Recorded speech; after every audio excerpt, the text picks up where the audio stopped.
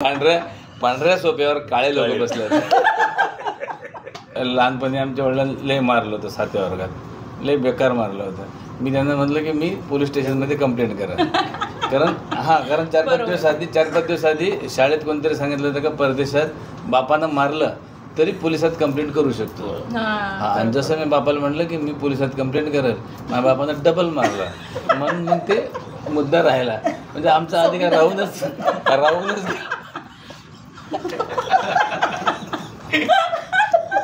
माहिती आता परत गेला असेल मग परत मारलंच असतं.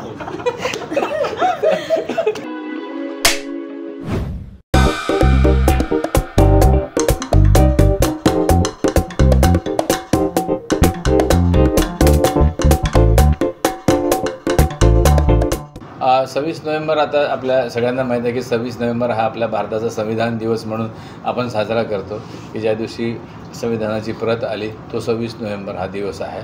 आणि त्या अनुषंगानं ह्या चित्रपटात ची स्टोरी आणि सगळी कथानक आहे की नेमके आपले प्रत्येकाचे अधिकार काय आहेत, की डॉक्टर बाबासाहेब आंबेडकरांनी आपल्याला संविधानामार्फत काय काय अधिकार दिलेले आहेत, पण काय काय करू शकतो याची थोडी जाणीव व्हावी, हे लोकांना समजावं आणि ते लोकांपर्यंत पोहोचावं ह्या दृष्टिकोनातून हा चित्रपट आम्ही बनवलेला आहे. माझ्या ह्याच्यामध्ये एक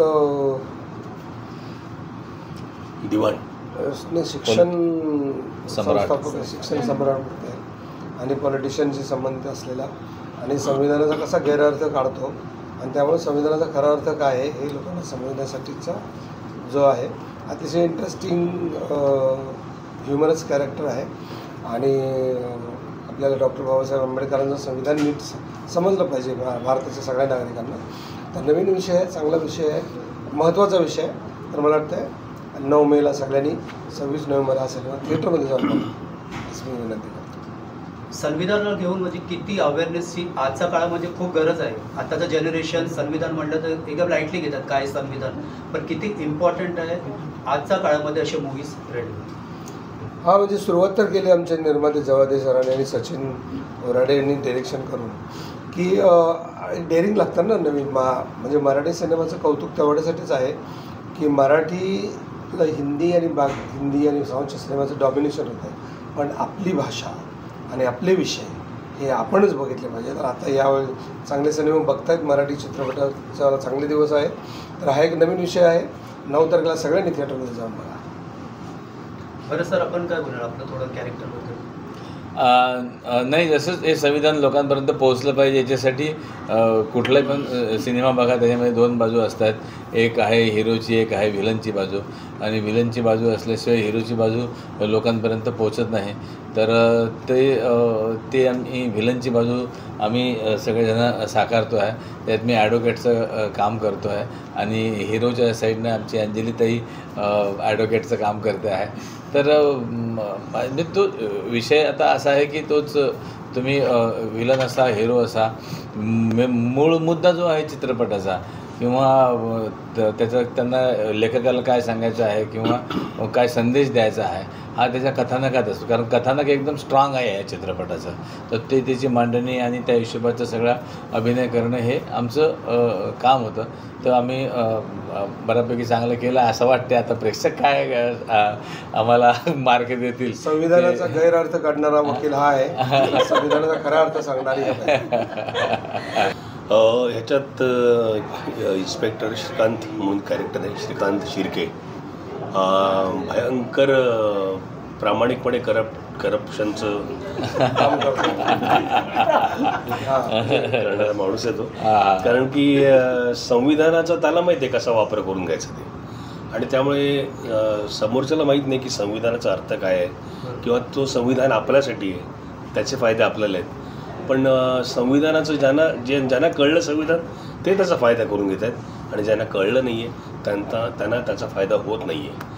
त्यामुळे हा इन्स्पेक्टर म्हणतो की ठीक आहे, हरकत नाही, तू असं बघतोस का, तू असं केलंस, हे लाव रे हे कलम. तर काय कलम आहे, ते कलम मी लावू शकतो का लावलं आहे याचा अभ्यासच नाही कोणाला, कारण काही माहीतच नाही आहे. आणि मग ह्याचा गैरफायदा घेतला जातो आणि गरीब अडल्यानडल्यांना त्रास दिला जातो. आणि तो फार जेन्युइनली सयाजी शिंदे सरांचा तो राईट हँड आहे.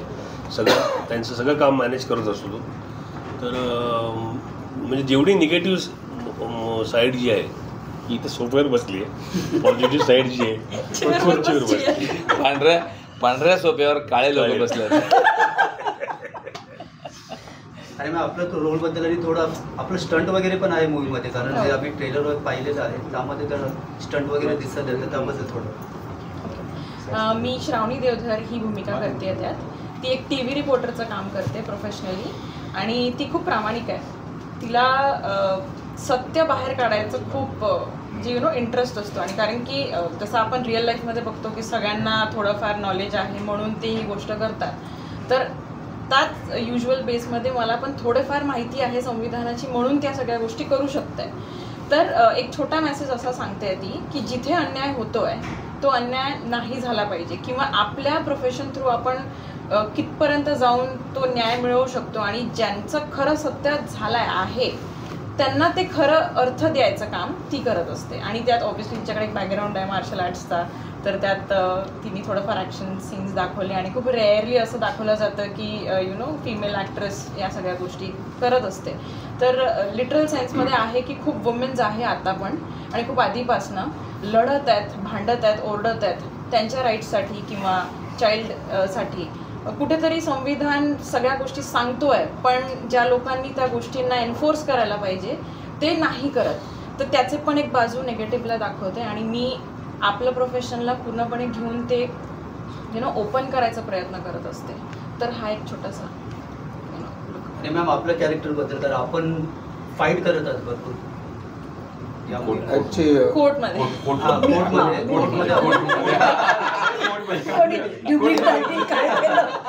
डुप्लिकेट कोणी आणून यांनी केलं आणि मला सांगितलंच नाही. नमस्कार, मी अंजली उजवणे. यात मी वकील जाधव, ॲडव्होकेट जाधव ही भूमिका करते. पॉझिटिव्ह भूमिका आहे ती. हिरो हिरोईनच्या बाजूने लढती आहे. म्हणजे एका गरीब लोक आहेत एका गावातले, एका ह्याच्यामधले, त्यांच्यासाठी त्या राईट्ससाठी यांनी त्यांच्यावर खूप अत्याचार केलेले तिघांनी मिळून, तर त्यांना न्याय मिळवून देण्यासाठी मी फीज न घेता त्यांच्या बाजूनी कोर्टात लढती. असं माझी भूमिका एवढीच आहे. पण चित्रपट खूप छान आहे. 26 नोव्हेंबर संविधान दिन, आणि तो चित्रपट 9 मेला चित्रपटगृहात जाऊन सर्वांनी बघावा ही विनंती. आणि सयाजी सर, आपण साऊथची मूवी भरपूर केलेले आहेत आणि हे मराठी मूवी, आपण किती डिफरन्स बघतात दोन्ही मूवीमध्ये बॅलन्स, कारण तिकडचे टॉपिक्स विषय थोडे वेगळेच असतात आणि इथे असतात की आपण मराठी मूवीजमध्ये पण थोडे सेन्सिटिव्ह टॉपिक्सला आपण टच करतो, त्याच्यावरती पिक्चर वगैरे बनवायचा प्रयत्न करतो. ते किती आपण डिफरन्स पाहतो दोन्हीमध्ये? व्यवसाय तिकडचं इकडचं खूप फरक आहे. तिकडचं इकडं स्टारिझमचा खूप फरक आहे. पण ऑल ओव्हर इंडियात जाल तर तुम्ही मराठीचे विषय हा हिरो होतो आपल्याला, आणि त्या अंगानं बघितलं, त्या अंगानं पिक्चर बघितलं गेलं पाहिजे ॲक्च्युली. पण आता व्यवसाय म्हणून तो वाढत इतकं गेला की साऊथच्या इंडस्ट्रीची आपली तुलनाच होऊ शकत नाही. म्हणजे पूर्वी कर्नाटकची पण व्हायची नाही 20 वर्षापूर्वी, 10 वर्षापूर्वी कर्नाटकची सुद्धा अशीच कमी बजेटच्या फिल्म असायचं. पण हळूहळू कर्नाटकने ते एक उंची गाठली. अजून आपल्याला मराठीला तसा लेवलचा व्यवसाय अजून होऊ शकत नाही. असं कधी आपल्यावरती असा एखादा प्रसंग आला आणि आपल्याला कायद्याबद्दल माहीत नव्हतं आणि ते आपल्या फेवरमध्ये असतं, पण आपल्याला आयडिया नसते, जनरल पब्लिक नाही, पब्लिकला येत असेल, कारण खूप लोकांना कायदा माहीतच नाही आहे या आपल्या भारतामध्ये, की जे अशिक्षित लोक आहेत त्यांना काय कायदा माहीत असेल मला सांगा, की स्वतःच्या हक्कासाठी लढणं त्यांना माहीत नसतं, तर त्यांना कायदा काय माहीत असेल. मुळात जे या इन्स्पेक्टर वगैरे या लेवलचे सगळे लोक आहेत त्यांना तरी सगळे कायदे माहिती आहेत का? कायदा हा वकिलांनाच माहीत असतो, कारण तेच त्याचं शिक्षण घेतात. तसं म्हणूनच संविधानाबद्दल जे बेसिक कायदे की आपल्याला काय करायला हवं, की आपल्या फायद्याचं काय आहे, कशासाठी लढायला हवं, हे लोकांना माहीत हवं आहे. आणि तोच हा प्रयत्न आहे की हे लोकांपर्यंत पोहोचवणं. कुठे ना कुठे एक अवेअरनेस या मूवीद्वारे एक अवेअरनेस लोकांना अवेअरनेस आहेच, पण त्याचबरोबर एंटरटेनिंग मूवी, म्हणजे नुसतंच असं आम्ही थोपलेलं नाही आहे की संविधान दिन, संविधान ऐका, नाही, हे संविधान मनोरंजनात्मक करून घेतलेले. म्हणजे त्यात फाईट आहे, घरगुती सीन्स आहेत, गाणी आहेत, छान सगळे सिक्वेन्स आहेत, छान फिल्म आहे. की नुसतं संविधान हा विषय आहे, हा हिरो आहे या फिल्मचा, पण संविधान असं थोपलेलं नाही आहे. पिक्चर बघितल्यावर, तुम्ही ट्रेलर बघितल्यावर तुम्हाला कळलं असेलच की किती सुंदर आहे, तसं पिक्चरही खूप छान आहे आणि त्याच्या अनुषंगाने येणारा संविधान. नाही, आमच्या आयुष्यात ते तुम्ही जो प्रश्न विचारला की प्रसंग आलाय का, आमचं काही फार असं काही कुठं काही भांडण काही होत नाही. ते काही नाही. आमच्या आयुष्यात एकच प्रसंग येते की असं खूप मोठं ॲग्रीमेंट दिलं जाते आपल्याला आणि त्याच्यावर आपण सह्या करतो. बरेच जण असेच सह्या करते, म्हणजे ते एक ॲडव्हर्टाईज येते की रीड ऑल डॉक्युमेंट्स केअरफुली, पण आपण काही ते केअरफुली वाचत नाही. मग आपल्याला वर्षानंतर कळते की नाही सर, हे नव्हतं आपल्या ॲग्रीमेंटमध्ये. अरे असं कसं? नाही, हे नव्हतं. म्हणजे तुम्ही इकडे काम करू शकत नाही, तुम्ही तिकडे काम करू शकत नाही, तुम्ही तिकडे काम करू शकत नाही. अशा प्रसंग आमच्या आयुष्यात तेवढेच घडतात. बाकी तर काय मारामाऱ्या वगैरे तसं संविधानचं काही काम नाही पडत. आणि नटाला काय, कोण बिचारायला, तशी काही मराठी नटाला किंमत नाही आहे तशी. तर त्याच्यामध्ये काय असं आहे प्रकार, प्रत्येक आपल्या क्षेत्रामध्ये आपण दिग्गज असतो. हां, प्रेक्षक वर्ग आहे, दिग्गज आहे, पण कोर्ट कचेरीत जायचं काही काम पडत नाही. म्हणजे असं तसं पडू पण नाही. संविधानाचा वापर करायची तशी गरज, पण आपल्याला हे माहीत असलं पाहिजे की जर आपल्याला काही राईट्स दिले आहेत, अधिकार आहेत, पण आपण पण स्वतः चांगलं असायला लागतं. संविधान चांगलं करायचं असेल, समजून घ्यायचं असेल. नाही, आपल्याला आळस खूप आहे ना. आता आपल्याकडे ते 52-54 पानाचं ते ॲग्रीमेंट दिलं जाते, तर ते कुठं वाचतो आपण पूर्ण? आपण म्हणजे मी तरी वाचत नाही आहे बा, कुठे सह्या करायच्या, असं आहे ते लक्षात. याचं काय घेऊ नको सर, अग्रीमेंट वगैरे खाजगी विषय नाही. पण याला जर बघितलं जाईल ना तर छोटे छोटे पार्ट्स असतात. स्वतःच्या लाईफमध्येच थोडंसं बघायचं की घरात त्या गोष्टी तुम्हाला ज्या हव्या आहेत ते भेटतात आहे का, कॉलेजमध्ये भेटतात आहे का, ॲज अ स्टुडंट भेटत आहे का, जॉबमध्ये काम करताय तिथे भेटत आहे का. तर तिथे जेव्हा आपण अवेअर राहू तर कळलं. आता मी जॉब केलाय तर मला तिथे एक डिफरन्स असा दिसला की मी जो जॉब करते सेम माझ्या बाजूला एक मुलगा जॉब करतो, तर त्याला 45,000 आहे, 15% सरप्लस, आणि मला टॅक्स वगैरे कट करून थोडं भेटतोय. तर त्याची कंप्लेंट केली, बोलली, सगळं झालं. तर त्यांचं बोलणं असं निघालं की फिमेल्सला 15% कमी आहे म्हणजे आहे. त्याकरता मी संविधान हातात घेतला, वाचून काढलं. त्याच्यात कळालं की असं काहीच नाही, इक्वल पे आहे, पण तो एन्फोर्स नाही करत आहे. कॉलेजमध्ये पण असे डॉक्युमेंट्सचा प्रॉब्लेम, मग तिथे पैसा काढून घेण्याकरता उगीचं डॉक्युमेंट्स बोलवून घेणे, मग खूप मोठा लाईन तयार करणे. का? कारण की तुम्ही या स्पेसिफिक कास्टचे आहात, तुम्ही तेवढं परफॉर्म नाही केलं तर हे पर्सनल ग्रजेस निघतात. आणि मग ॲज अ फिमेल पण खूप गोष्टी आम्हाला कमी भेटतात. तर ते पण आता स्टुडंट लाईफ आणि जॉब लाईफमध्ये बघितलं आहे. हा, तर तो एक बॅकग्राऊंड असल्यामुळे मला कळत आहे. पण नसता तर मग एज्युकेशनमध्ये संविधानाविषय इन्व्हॉल्वडच नाही आहे. जेव्हा आपण एक्सपिरियन्स करतो तेव्हा लक्षात येते की ओके, आपल्यासाठी काहीतरी आहे, तो आपल्याला वाचावं लागेल. आणि तो प्रकारचा जर फ्रीडम पाहिजे. आता जसं खूप लोक म्हणत आहे की युवा पिढीला संविधानबद्दल नाही माहिती आहे, हा खूप मोठा फॉल्स बिलीफ आहे सगळ्यांचा. जर तुम्ही खरंच युवा पिढीला घेऊन बसाल आणि त्यांना विचाराल तर ते एक गोष्ट सांगतील, कारण की ते बघतात आहे. टिकटॉकर्स त्यांचा वेगळा आहे, इन्फ्लुएन्सर्स पण कंप्लेंट करतील, तुम्हाला पण कंप्लेंट्स आहेत की का आम्ही एवढं मेहनत केल्यानंतर मिळत नाही आहे, तर का जो फेमस आहे त्यालाच घेत आहेत, ज्याचं नाव आहे त्यालाच मिळत आहे, न्यू पर्सनला का नाही? कारण की संविधानात लिहिलं एव्हरी इंडिव्हिज्युअल इज इक्वल, त्यांना जे पाहिजे ते करू शकतात. तर हा एक आहे, प्रत्येक फील्डमध्ये ते थोडं दिसतं. आणि पिक्चरमध्ये पण दाखवलं आहे की प्रत्येकजण आपापल्या जीवनामध्ये काहीतरी असं बघतो, पण ते नाकारतात की संविधान खूप लेंदी प्रोसेस आहे, education is not important, education होऊन काय पैसा भेटतो आहे. आणि हे जे मागासले वर्ग जे लोक आहेत त्यांना तर खूप असं बिलीफ बसलं आहे की एज्युकेशन घेऊन काय होणार नाही, एज्युकेशन घ्यायला पैसा द्यावा लागतो आणि ते पूर्ण करायला पण पैसा खूप लागतो, पैसा आणायचा कुठून? मग ते लहान लेकरांना कामाला पाठवतात. तर हे छोटे छोटे इन्सिडेंट्स आपल्याला प्रत्येक दिवस दिसतात. भिकारी म्हणा, व्हेजिटेबल वेंडर म्हणा. तर हे असे एक्सपिरियन्स जर आपण थोडेफार अवेअर असलो की खरंच संविधान आपल्याला काय सांगतोय, तर दिवसामध्येच बघा तुम्हाला 5-6 अशा वस्तू दिसतील की ज्याचा डाऊट येतो की हां, याच्याबद्दल थोडंसं वाचायला पाहिजे. हा पर्सनल एक्सपिरियन्स असतो. तर मूवीमध्ये पण काही लोकांचे पर्सनल एक्सपिरियन्सेस मिळून खूप सुंदर एंटरटेनिंग पिक्चर तयार करायचा प्रयत्न केला आहे. आणि हां, एक छोटासा डिफरन्स सांगते. मी फाईट केला तर त्याबद्दल खूप जोक्स होतात आहे ऑब्व्हियसली, की फिमेल करत आहे, तुझ्यामध्ये तेवढं खरंच आहे का, फिजिकल ॲक्टिव्हिटी तुमची असते का. तर हा पण एक आहे, यू कॅन नॉट जज anyone, you don't know what is happening. तर जसं तुम्हाला वाटतं तसं पुढच्या पण व्यक्तीला वाटतं ना की तुम मेरे को जज मत करो. दॅट काइंड ऑफ फिलिंग तर ते कॉन्स्टिट्यूशनमध्ये तुम्हाला कळेल. तर थोडं थोडं आपल्याला जसं गरज पडेल तेवढंच वाचा, पूर्ण वाचायची गरज नाही. What ever you experience, go for it.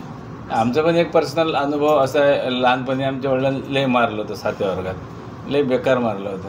मी त्यांना म्हटलं की मी पोलीस स्टेशनमध्ये कंप्लेंट करा. कारण 4-5 दिवस आधी शाळेत कोणतरी सांगितलं होतं का परदेशात बापानं मारलं तरी पोलिसात कंप्लेंट करू शकतो. आणि जसं मी बापाला म्हटलं की मी पोलिसात कंप्लेंट करेल, माझ्या बापानं डबल मारला म्हणून मग ते मुद्दा राहिला. म्हणजे आमचा अधिकार राहूनच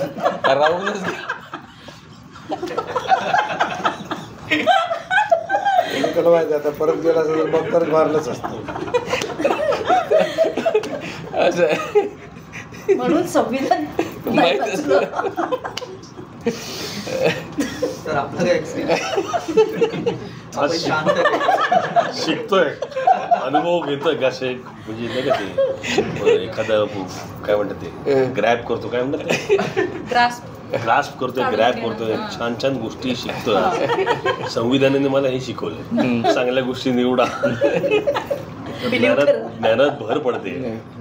पण आपल्या सिनेमा लागतोय 9 मेला, तर एकच प्रेक्षकांना विनंती आहे की एक खूप छान एंटरटेनिंग फिल्म आहे आणि तुम्हाला मजा येईल, पिक्चर बघून आनंद होईल आणि आवडेल सिनेमा, सगळ्या मराठी प्रेक्षकांना आवडेल आणि ह्याला खूप भरपूर यश मिळावं.